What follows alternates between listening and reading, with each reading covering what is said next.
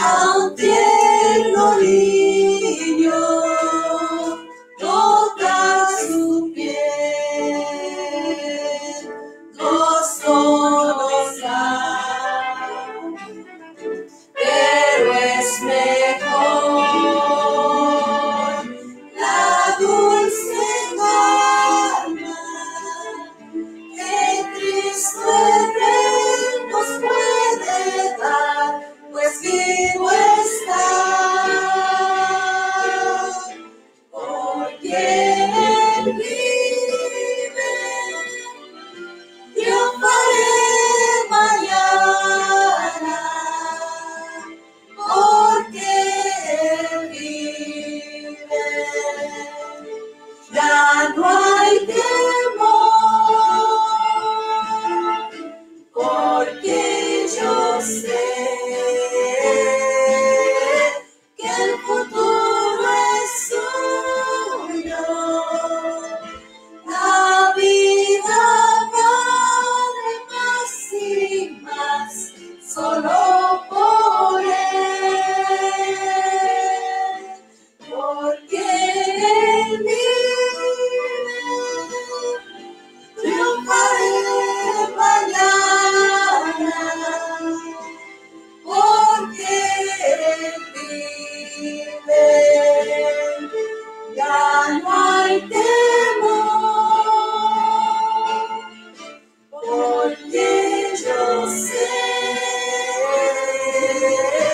que el futuro es suyo, la vida vale más y más, solo por Él.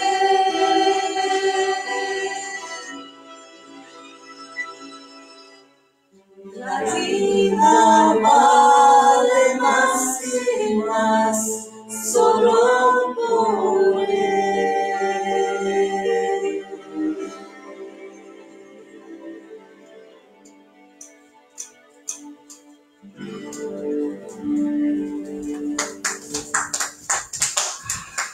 Hola, ¿qué tal? Dios les bendiga a cada uno de ustedes. Bueno, este canto es un canto favorito, es un canto hermoso, es un canto que nos eleva, nos ayuda a recordar que un día como hoy, nuestro Señor Jesucristo se levantó de entre los muertos y ahora vive y vive para siempre. Este es un evento histórico, la resurrección es un evento que cambió la historia por completo, cambió el mundo, cambió nuestro ser, la humanidad de camino hacia la perdición. Ahora la humanidad tiene el potencial de un camino hacia la vida eterna. Quisiera invitarlos que vayamos al Evangelio según San Juan, en el capítulo 28, y ahí recordamos algunas de las palabras de este Evangelio con respecto a la resurrección. Y después de ahí los quiero invitar que vayamos a 2 de Timoteo, en el capítulo 2, verso 8. Dice así en Mateo, capítulo 28. Después del sábado, al amanecer del primer día de la semana, María Magdalena y la otra María fueron a ver el sepulcro. Sucedió que hubo un terremoto violento, porque un ángel del Señor bajó del cielo y acercándose al sepulcro, quitó la piedra y se sentó sobre ella. Su aspecto era como el de un relámpago y su ropa era blanca como la nieve.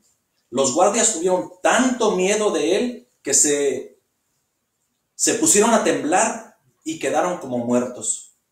El ángel dijo a las mujeres: no tengan miedo, sé que ustedes buscan a Jesús, el que fue crucificado.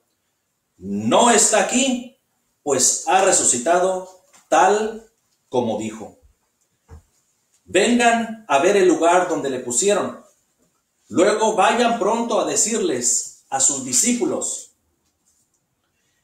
Él se ha levantado de entre los muertos y va delante de ustedes a Galilea. Allí lo verán. Ahora ya lo saben.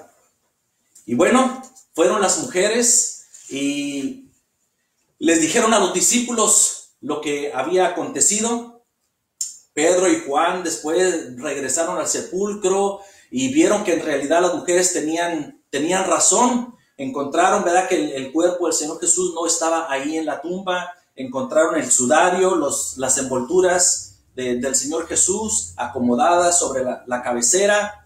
Y bueno, tenían muchos interrogantes, dudas en su mente. La resurrección había ocurrido. Entonces, después de ahí, la noticia se esparramó. El Señor Jesús se aparece a los discípulos y la noticia empieza a cundir. Los seguidores de Jesús, unos empezaron a dudar, otros empezaron a reafirmar su fe que habían tenido al Señor Jesús. Estaba delante de ellos un acontecimiento que ni su mismo ser podía digerir. Estaban sobrecargados de emociones, porque vieron al Maestro colgado en la cruz, lo vieron morir y ahora se escucha que ha resucitado. Pero bien, al momento de la resurrección, cuando lo pudieron ver, algunos de ellos se quedaron, ¿y este? Es el Maestro. El Señor Jesús les muestra en sus manos las heridas de los clavos, les muestra el costado donde había sido traspasado. Dicen, vean que soy yo, no soy un fantasma.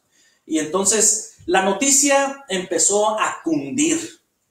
Siguió la noticia, se esparció, y lo que al principio eran un pequeño grupo de seguidores, 12 de sus apóstoles, 12 discípulos y varios otros seguidores, empezó a crecer en gran manera y la iglesia de Dios se estableció. Los primeros cristianos, se cuenta ahí en el libro de los Hechos y al final de los Evangelios, cómo el grupo de cristianos estaba creciendo.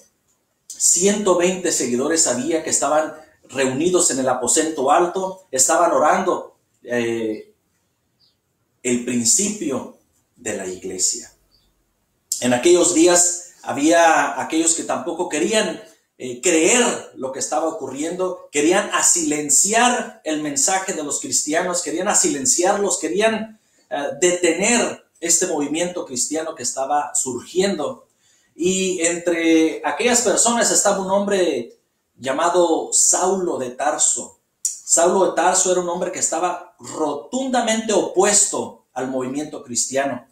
Él agarró poder de los principales religiosos de aquel entonces, Anás, Caifás y los demás, le dieron cartas de poder. Y yendo él rumbo a Damasco, se le aparece el Señor Jesucristo. Dice que una luz, un resplandor lo rodeó y él cayó, y es ahí que su vida da un giro tremendo. Ahí se convierte este hombre. De ser un perseguidor de la iglesia, ahora se convierte en un misionero para la iglesia. Un misionero de la obra de Dios. Gracias a lo que ahora es ya no Saulo de Tarso, sino ahora es el apóstol San Pablo, como se conoce ahora. Gracias a él se establecieron muchas misiones alrededor del mundo. Varias ciudades que no tenían nada de movimiento cristiano, fue él quien las estableció. Pero bien, este hombre, Saulo de Tarso, se convirtió, y ahora el apóstol San Pablo lo conocemos. Y él escribió allá en la segunda carta a Timoteo, en el capítulo 2, en el verso 8, dice así: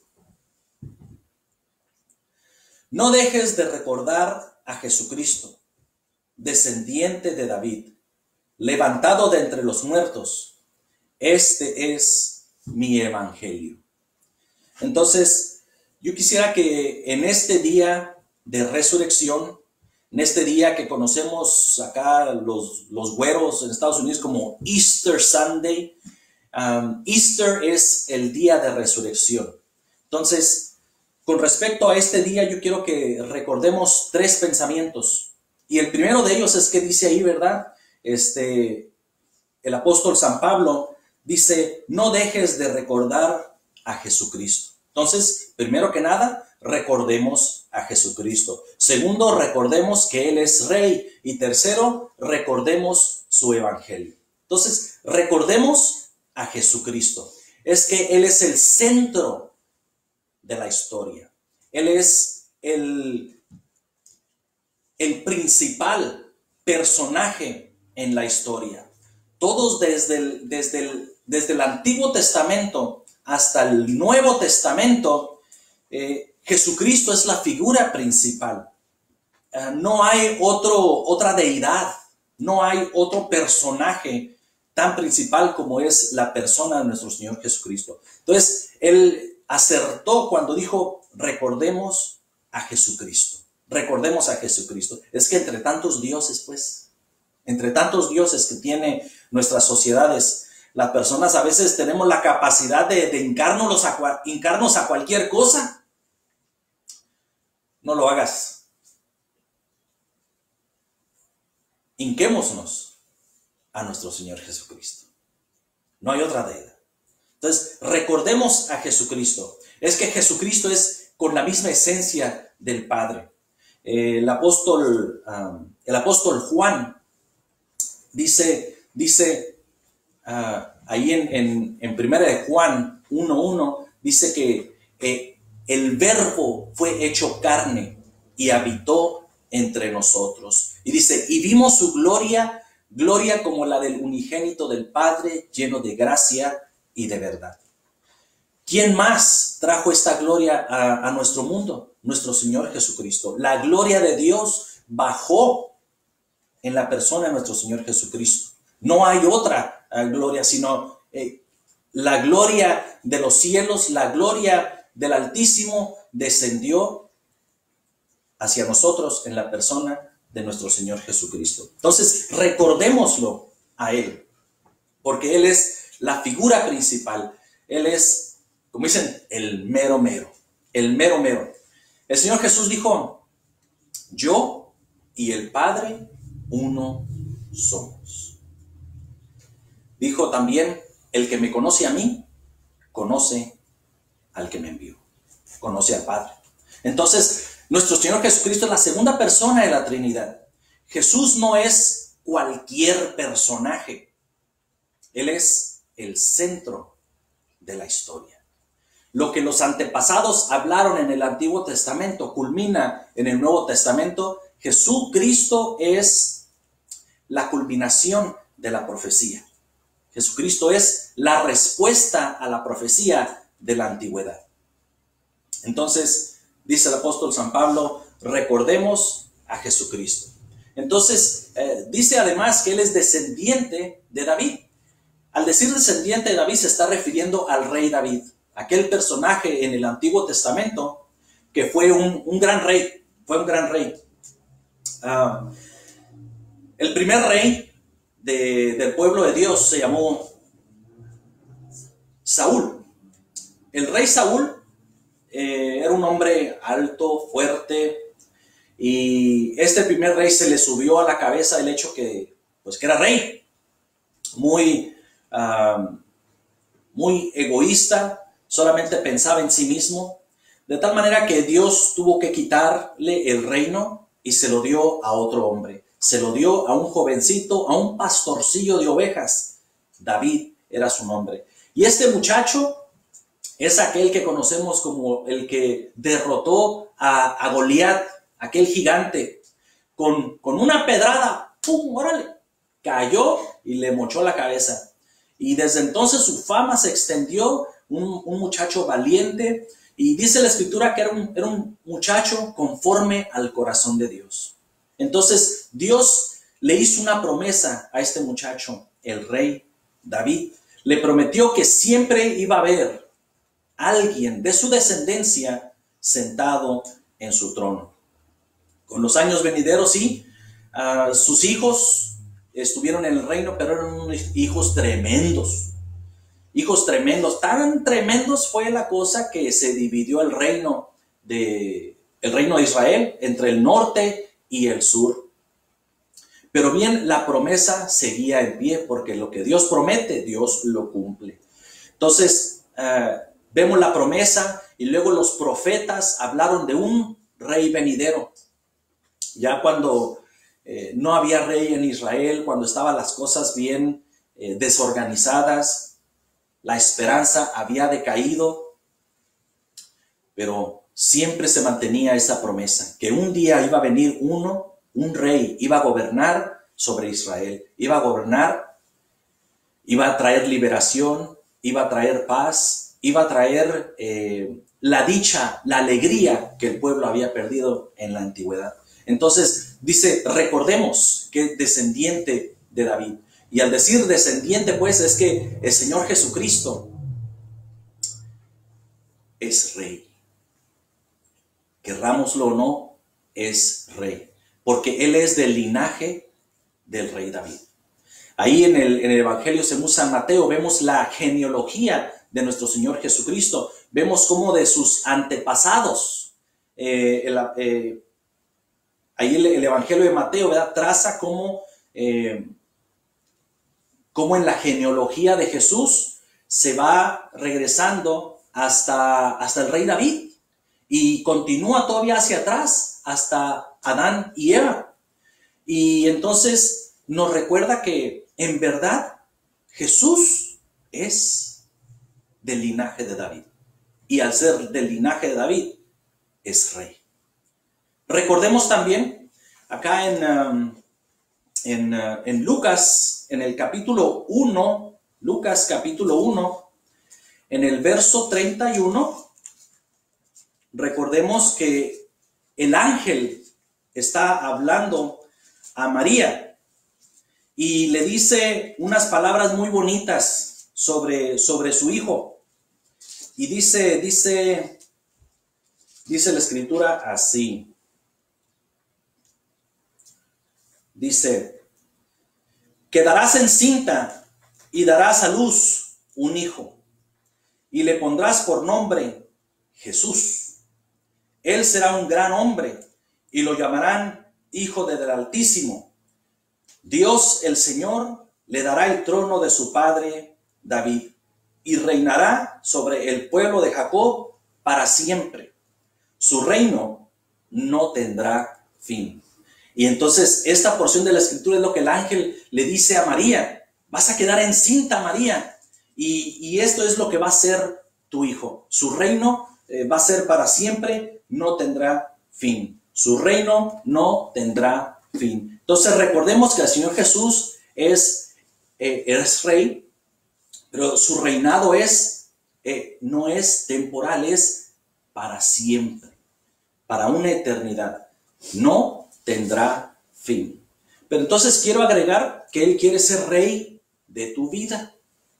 Él quiere ser rey de tu vida, no de una manera temporal, porque hay personas que solamente se acercan a Dios cuando les aprieta el zapato, cuando traen una piedrita en el zapato. No, Dios quiere ser tu rey en todo momento, en las buenas y en las malas. Dios quiere ser tu rey, quiere gobernar tu vida, de tal manera que tú obedezcas sus mandamientos, que tú obedezcas el llamado que Él está haciendo a nuestras vidas, a nuestras familias. Porque ponte a ver los acontecimientos, ponte a ver lo que está ocurriendo a nuestro alrededor. Es ahorita en este tiempo de coronavirus que más estamos abiertos a escuchar de la palabra de Dios. Y pienso que Dios abrió esta oportunidad para que así lo hagamos. Abramos los ojos, abramos nuestro corazón, vayamos a Dios y en arrepentimiento lo busquemos y caminemos en obediencia. Eso significa que Él quiere ser el rey de tu vida. Entonces, Él no será rey solamente temporalmente, sino que Él será rey de tu vida desde un presente hasta la eternidad. Sí, así es, hasta la eternidad. Porque entonces el día que dejamos de vivir, al morir, nuestra alma sigue viviendo.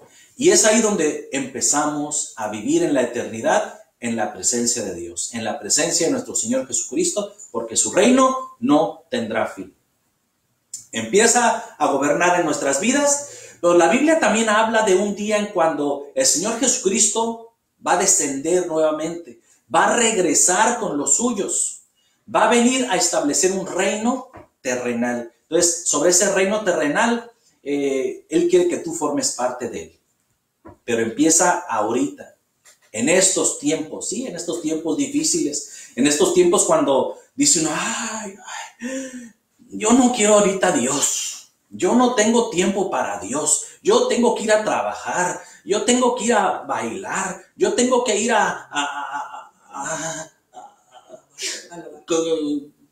con el novio. Oh, yo quiero ir al cine. Oh, tengo mucha juventud por delante. Hay muchas cosas que no acabé de hacer. Y piensa uno, ¿verdad? En la maldad, en las travesuras que uno quiere hacer. Pero no, déjate de esas cosas. Y mejor entrégale tu juventud al Señor. Entrégale tu vida adulta al Señor. Él quiere ser rey de tu vida. Entonces, tercero, quiero recordarte lo que dice ahí el apóstol San Pablo en 2 Timoteo. El verso 8 nuevamente dice el apóstol Pablo, este es mi evangelio. La palabra evangelio significa evangelion por ahí en griego. Y simplemente significa buenas nuevas. Buenas nuevas. Entonces, el Señor Jesús murió y resucitó al tercer día según las Escrituras. Y ahorita está a la diestra del Padre intercediendo por cada uno de nosotros. El Evangelio, las buenas nuevas, es que Él murió y resucitó. No solamente eso, pero que Él es el único que tiene la capacidad para tratar con mi pecado, tu pecado, nuestro pecado.